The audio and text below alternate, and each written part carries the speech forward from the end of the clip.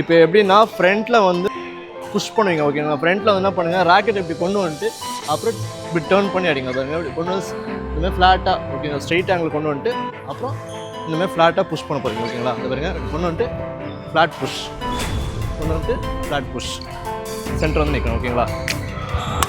இந்தமாதிரி ஃப்ளாட்டாக புஷ் பண்ணுங்கள் ராக்கெட்.